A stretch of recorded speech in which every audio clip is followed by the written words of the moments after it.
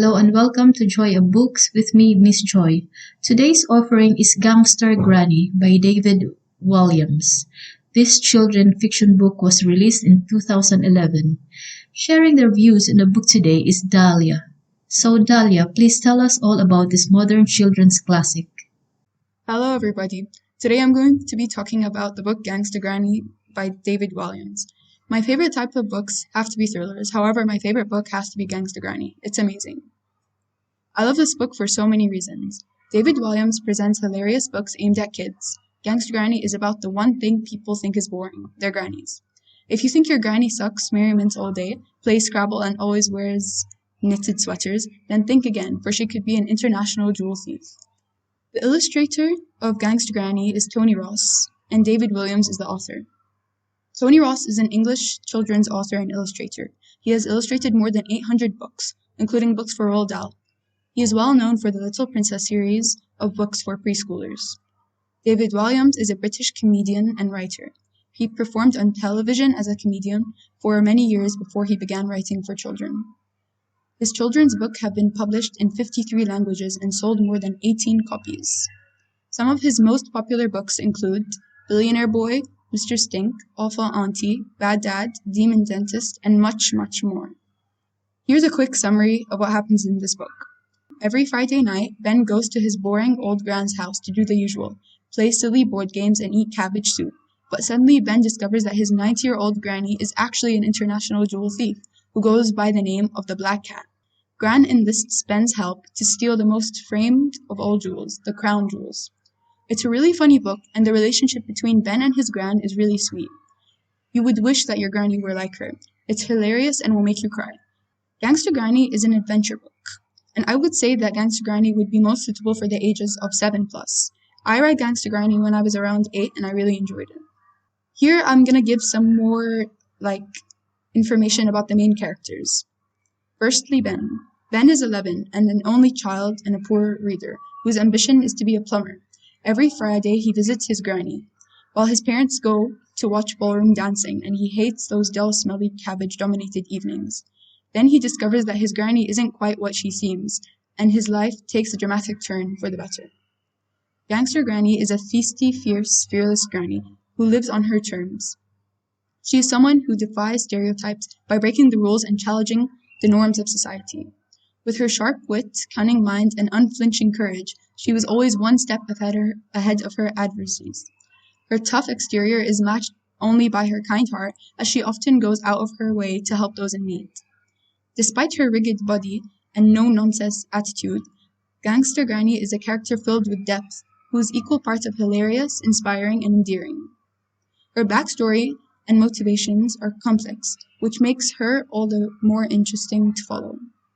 I don't want to give out too much about the plot in Gangsta Granny. You guys can read it yourself. The front cover of Gangsta Granny is fun and eye-catching.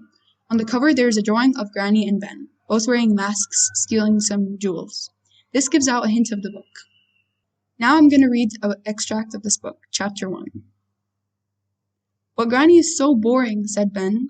It was a cold Friday evening in November, and as usual he was slumped in the back of his mom and dad's car.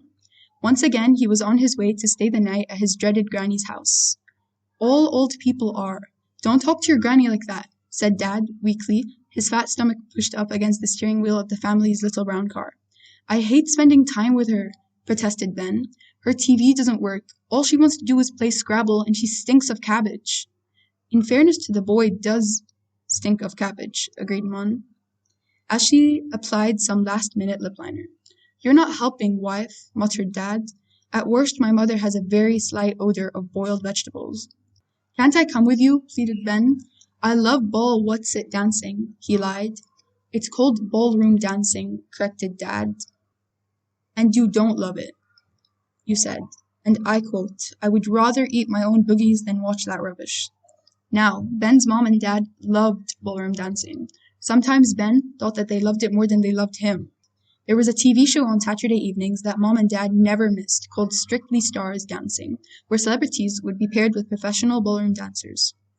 In fact, if there was a fire in their house and Mom could only save either a sparkly gold tap shoe, once worn by Flavio, the shiny tan dancer and heartbreaker from Italy who appeared on every series of the hit TV show, or her only child, Ben thought she would probably go for the shoe.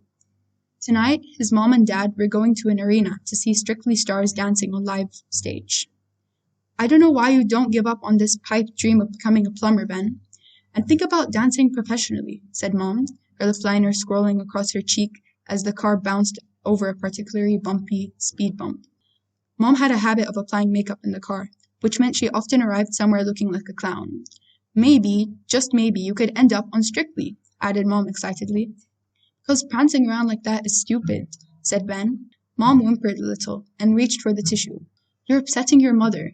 Now, just be quiet, Ben. There's a good boy, replied Dad firmly as he turned up the volume on the stereo. You guys should definitely all get Gangsta Granny. There's a follow-up book after Gangsta Granny called Gangsta Granny Strikes Again. I actually still haven't read the sequel, however I have heard by all my friends that this is a really brilliant companion to this book. I really recommend you to read this after reading Gangsta Granny, of course. Make sure you guys all keep reading, and maybe one day, like me, you'll be a guest podcast. Goodbye, everyone. Oh wait, you think I forgot about the daily podcast joke? Why are books so afraid of their sequels? Because they always come after them. Goodbye, everyone. Well, thank you very much for your review of the book, Dahlia. Gangsta Granny by David Walliams is available from all good book outlets.